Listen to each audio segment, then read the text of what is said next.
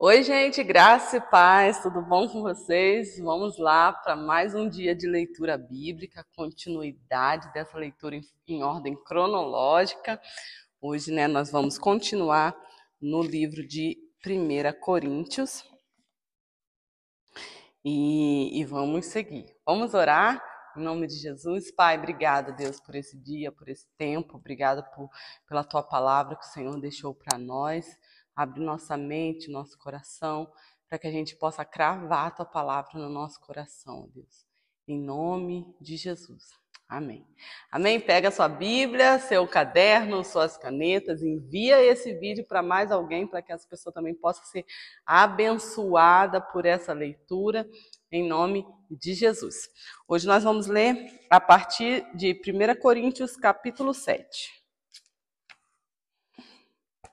Diz assim: quanto aos assuntos sobre os quais vocês escreveram, é bom que o homem não toque em mulher, mas por causa da imoralidade, cada um deve ter sua esposa, e cada mulher o seu próprio marido. O marido deve cumprir os seus deveres conjugais para com sua mulher, e da mesma forma a mulher para com o seu marido. A mulher não tem autoridade sobre o seu próprio corpo, mas sim o marido. Da mesma forma, o marido não tem autoridade sobre o seu próprio corpo, mas sim a mulher. Não se recusem um ao outro, exceto por mútuo consentimento e durante certo tempo, para se dedicarem à oração. Depois unam-se de novo, para que Satanás não os tente por não terem domínio próprio. Digo isso com concessão e não como mandamento. Gostaria que todos os homens fossem como eu, mas cada um tem o seu próprio dom da parte de Deus, um de um modo, outro de outro. Digo, porém, aos solteiros e às viúvas: é bom que permaneçam como eu. Mas, se não conseguem controlar-se, devem casar-se, pois é melhor casar-se do que ficar ardendo de desejo. Aos casados dou este mandamento, não eu, mas o Senhor: que a esposa não se separe do seu marido, mas se o fizer, que permaneça sem se casar, ou então reconcilie-se com o seu marido. E o marido não se divorcie da sua mulher. Aos outros eu mesmo digo isto, não o Senhor. Se um irmão tem mulher descrente e ela se dispõe a viver com ele, não se divorcie dela. E se uma mulher tem marido descrente e ele se dispõe a viver com ela, não se divorcie dele. Pois o marido descrente é santificado por meio da mulher e a mulher descrente é santificada por meio do marido. Se assim não fosse, seus filhos seriam impuros, mas agora são santos. Todavia, se o descrente separar-se, que se separe. Em tais casos, o irmão ou a irmã não fica debaixo de servidão. Deus não nos chamou para vivermos em paz. Você, mulher, como sabe se salvará seu marido? Ou você, marido, como sabe se salvará sua mulher? Entretanto, cada um continue vivendo na condição que o Senhor lhe designou e de acordo com o chamado de Deus. Esta é a minha ordem para todas as igrejas. Foi alguém chamado sendo já circunciso? Não desfaça a sua circuncisão. Foi alguém chamado sendo incircunciso? Não se circuncide. A circuncisão não significa nada e a incircuncisão também não é. O que importa é obedecer os mandamentos de Deus. Cada um deve permanecer na condição em que foi chamado por Deus. Foi você chamado sendo escravo? Não se incomode com isso. Mas se você puder conseguir a liberdade, consiga. Pois aquele que, sendo escravo, foi chamado pelo Senhor, é liberto e pertence ao Senhor.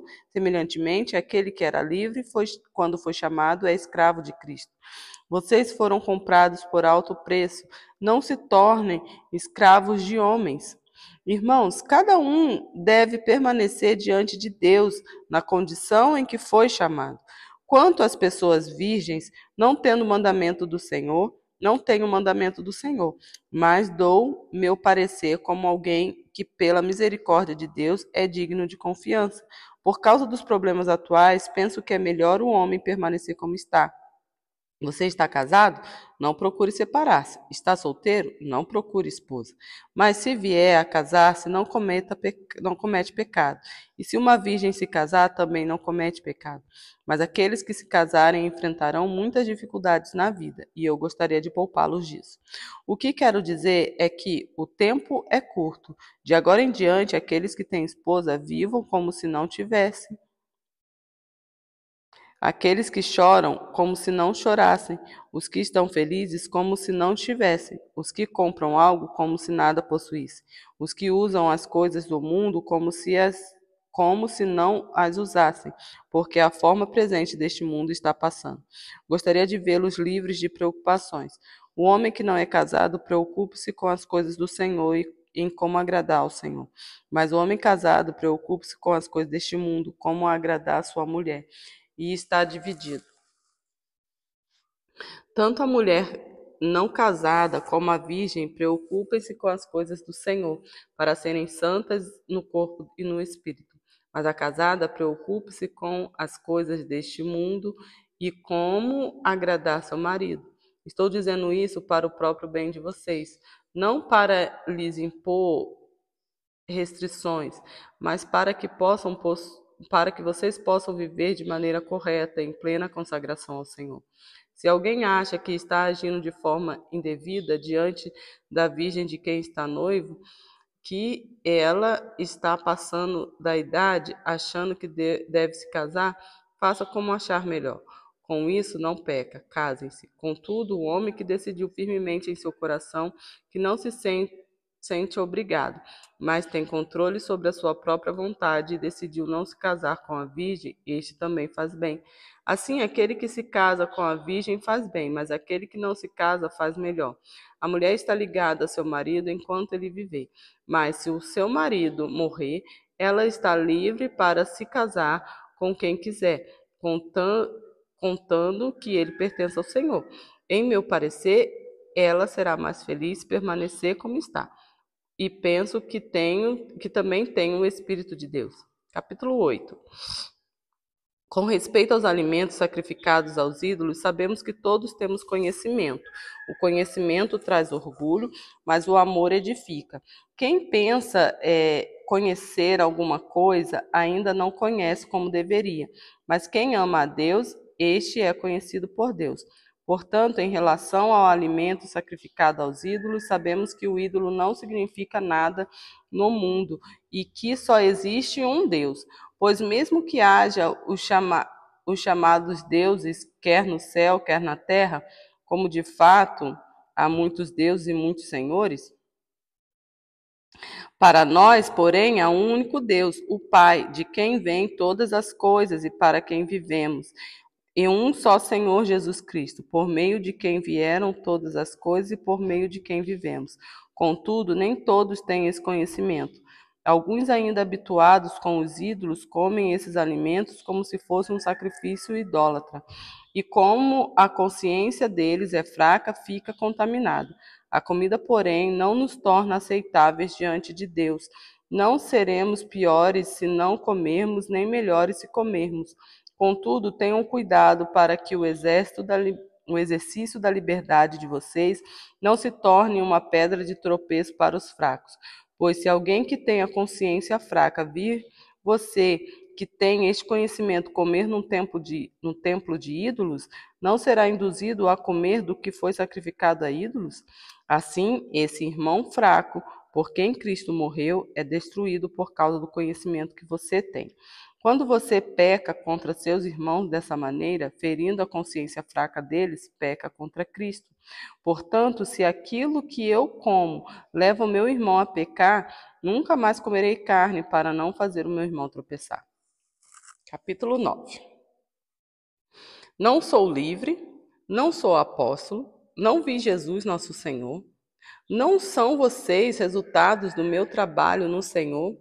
Ainda que eu não seja apóstolo para outros, certamente o sou para vocês, pois vocês são o selo do meu apostolado no Senhor.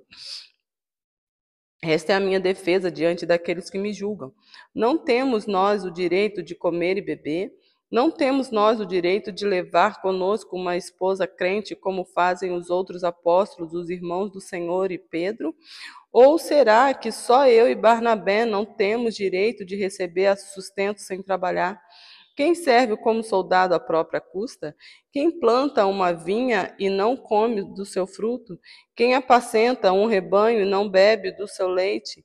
Não digo isso do ponto de vista meramente humano. A lei não diz a mesma coisa, pois está escrito na lei de Moisés: não amordace o boi enquanto ele estiver debulhando o cereal. Por acaso é com bois que Deus está preocupado? Não é certamente por causa que ele o diz. Sim, isso foi escrito em nosso favor, porque o lavrador, quando ara, e o debulhador, quando debulha, devem fazê-lo na esperança de partilhar da colheita. Se entre vocês semeamos coisas espirituais, seria demais colhermos de vocês coisas materiais? Se outros têm direito de ser sustentados por vocês, não o temos nós ainda mais? Mas nós nunca usamos desse direito. Ao contrário, suportamos tudo para não colocar obstáculo algum ao Evangelho de Cristo. Vocês não sabem que aqueles que trabalham no templo alimentam-se das coisas do templo? E que os que servem diante do altar participam do que é oferecido no altar? Da mesma forma, o Senhor ordenou àqueles que pregam o Evangelho que vivam do Evangelho. Mas eu não tenho usado de nenhum desses direitos, não estou escrevendo na esperança de que vocês façam isso por mim. Prefiro morrer a permitir que alguém me prive deste meu orgulho. Contudo, quando prego o Evangelho, não posso me orgulhar, pois me é imposta a necessidade de pregar. Ai de mim se não pregar o Evangelho, porque se prego de livre vontade, tenho recompensa. Contudo, como prego por obrigação, estou simplesmente cumprindo uma incumbência a mim confiada. Qual é, pois, a minha recompensa? Apenas esta, que pregando o Evangelho, eu o apresente gratuitamente, não usando assim dos meus direitos ao pregá-lo. Porque, embora seja livre de todos, fiz-me escravos de todo, para ganhar o maior número possível de pessoas. Tornei-me judeus para os judeus, a fim de ganhar os judeus. Para os que estão debaixo da lei, tornei-me como se estivesse sujeito à lei, embora eu mesma não esteja debaixo da lei, a fim de ganhar os que estão debaixo da lei. Para os que estão sem lei, tornei-me como sem lei, embora não esteja livre da lei de Deus, e sim sobre a lei de Cristo, a fim de ganhar os que não têm a lei. Para com os fracos, tornei-me fraco, para ganhar os fracos. Tornei-me tudo para com todos, para de alguma forma salvar alguns. Faço tudo isso por causa do Evangelho, para ser co-participante dele. Vocês não sabem que todos os que correm no estádio, apenas um ganha prêmio? Corram de tal modo que alcancem o prêmio. Todos os que competem nos jogos se submetem a um treinamento rigoroso para obter uma coroa que logo perece, mas nós o fazemos para ganhar uma coroa que dura para sempre. Sendo assim, não corro com quem corre sem alvo, e não luto com quem esmurra o ar, mas esmurro o meu corpo e faço dele meu escravo, para que, depois de ter pregado aos outros, eu mesma não venha a ser reprovado. Capítulo 10. Porque não quero, irmãos, que vocês ignorem o fato de que todos os nossos antepassados estiveram sobre a nuvem e todos passaram pelo ar. Em Moisés, todos eles foram batizados na nuvem e no mar. Todos comeram do mesmo alimento espiritual e beberam da mesma bebida espiritual, pois bebiam da rocha espiritual que os acompanhava, e essa rocha era Cristo. Contudo, Deus não se agradou da maioria deles, por isso seus corpos ficaram espalhados no deserto.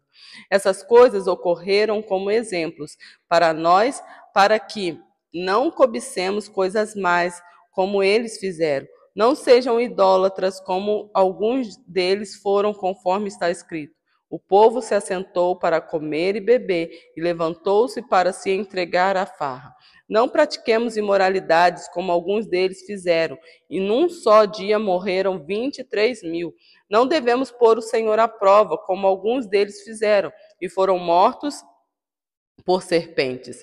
E não se queixem, como alguns deles se queixaram, e foram mortos pelo anjo destruidor.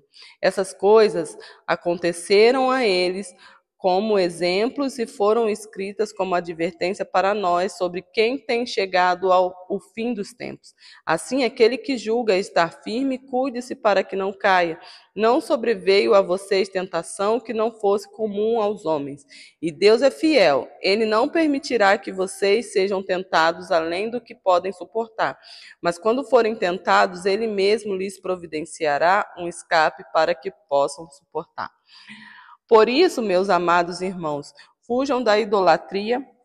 Estou falando a pessoas sensatas. Julguem vocês mesmos o que estão dizendo. Não é verdade que o cálice da bênção que abençoamos é uma participação do sangue de Cristo e que o pão que partimos é uma participação do corpo de Cristo? Como há somente um pão, nós que somos muitos somos um só corpo, pois todos participamos de um único pão. Considerem o povo de Israel. Os que comem dos sacrifícios não participam do altar? Portanto, eu estou querendo dizer, será que o sacrifício oferecido a um ídolo é alguma coisa? Ou o ídolo é alguma coisa? Não. Quero dizer que o que pagãos sacrificam é oferecido aos demônios e não a Deus, e não quero que vocês tenham comunhão com os demônios. Vocês não podem beber do cálice do Senhor e do cálice dos demônios. Não podem participar da mesa do Senhor e da mesa dos demônios. Porventura, provocaremos o ciúme do Senhor?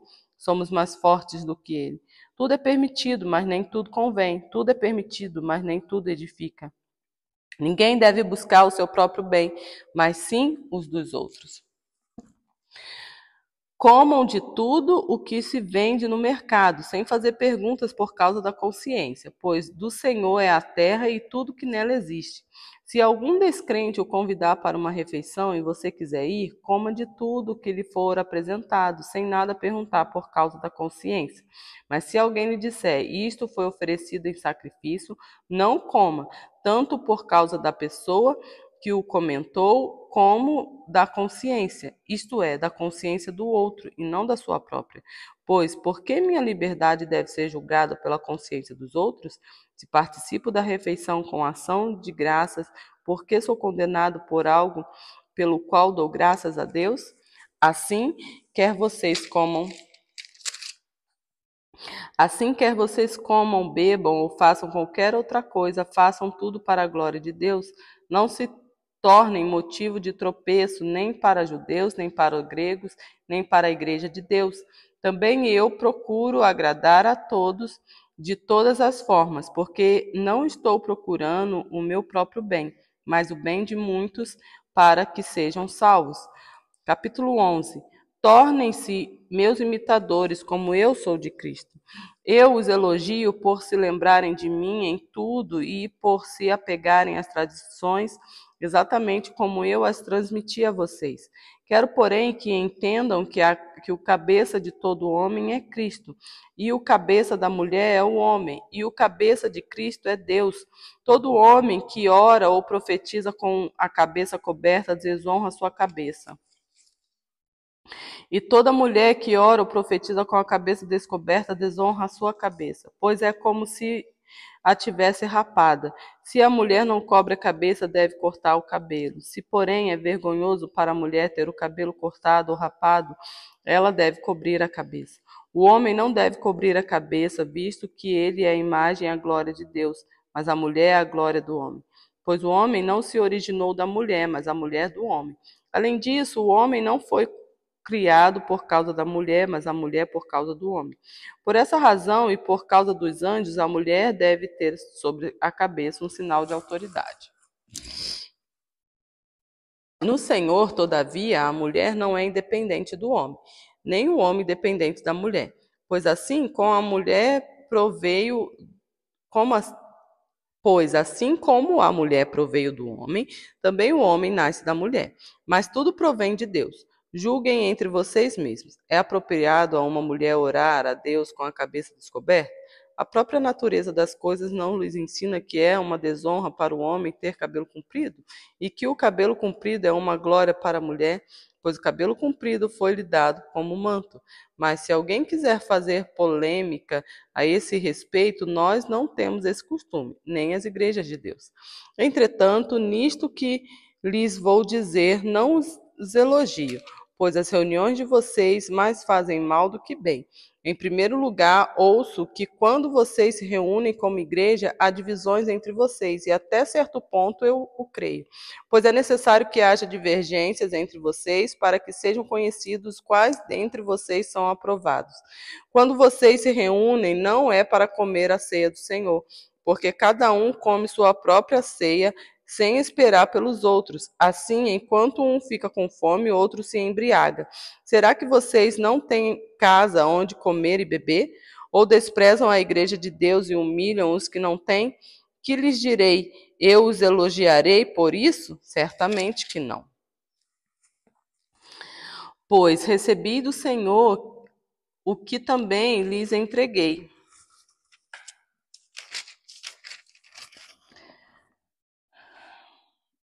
O vento virou e eu virei junto. Pois recebi do Senhor o que também lhes entreguei, que o Senhor Jesus, na noite em que foi traído, tomou o pão e, tendo dado graça, partiu e disse: Isto é o meu corpo, que é dado em favor de vocês. Façam isto em memória de mim. Da mesma forma, depois da ceia, ele tomou o cálice e disse: Este cálice é a nova aliança do meu sangue. Façam isso sempre que o beberem em memória de mim.